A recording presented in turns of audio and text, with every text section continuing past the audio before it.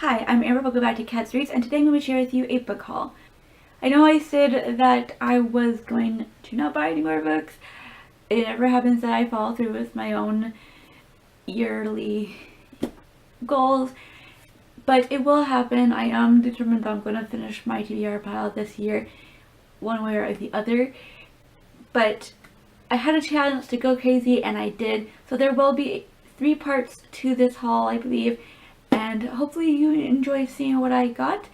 Let's just jump right in with the first book, which was Charlie Wilson's War by George Cryle. This is the true story about Charlie Wilson, who was basically a playboy. Nobody ever thought that he had any political ambitions, but then he teams up with a rogue CIA agent during the Cold War to smuggle money into Afghanistan in the hopes that they'll build a army and get the Russian army out of their country because Russia was terrorizing them and stuff.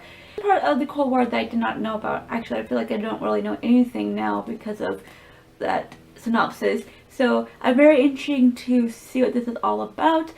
I also didn't realize this was a book.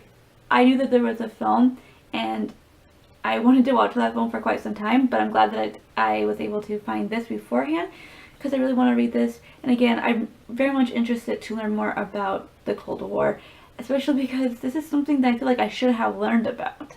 Rowing to Latitude by Jill Freston. This is about Jill Freston and her husband who rowed backwards along the Arctic line, and this tells you all about their experiences and adventures on that route with bears and stuff like that. So I'm very excited for this. When I saw this, it was an automatic buy.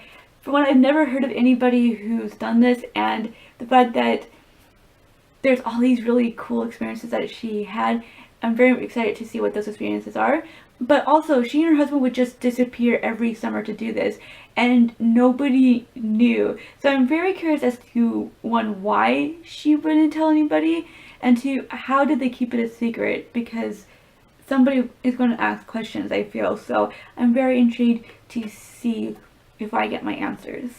The Known World by Edward P. Jones, about Henry Townsend, a black farmer and former slave who falls under the tutelage of William Robbins, the most powerful man in Manchester County, Virginia. He's very strict in how he runs his affairs, making sure that nobody can fault him on anything. But then he dies, and his wife is left with everything, and she doesn't really know how to handle it all, and so things get thrown into chaos. The fact that I don't know when this is set, but I feel like it must be set in the 40s or 50s, so I'm very intrigued by that aspect of the story, and I'm very curious to see how this author is going to handle that. What I Loved by Siri Hustvedt. This is about Leo Hertzberg, who in 1975 finds a painting, but the artist is unknown. He decides to buy the painting and go in search of the artist, and when he does meet Bill Weschler, these two men embark on a lifelong friendship. But as the years go by, a monstrous duplicity starts surfacing, and it's all about the ups and downs of this relationship and how that duplicity affects the relationship on the long term. I'm very intrigued by it because it says that it combines the intimacy of a family saga with the suspense of a thriller.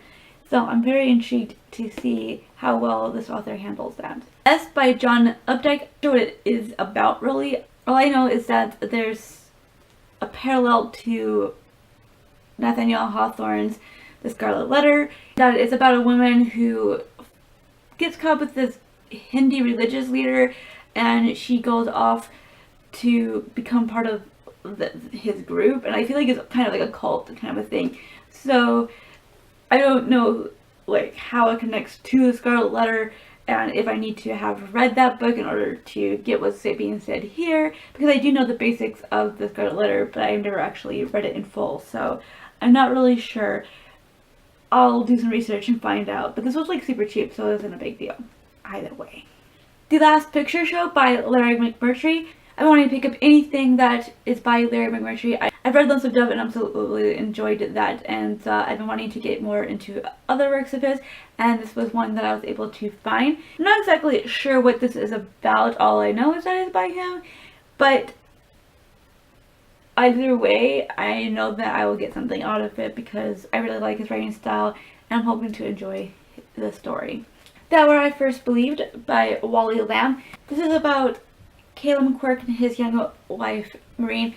Caleb is a high school teacher and she's a school nurse. They return back to his hometown to help with his aunt who suffered a stroke, and she's at the school when two students go on a shooting spree, and they decide after that that they need to leave. They flee to a farm that they had, or where her family is. I'm not really sure, but they think that they can escape what happened by going there, but realize that you can't as further tragedies ensue.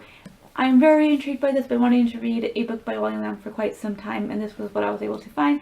So definitely looking forward to reading this, because I've only read, I believe, one book that deals with a school shooting, and I think that author did a good job in how she handled that, but I'm very curious to see how Wally Lamb will handle it.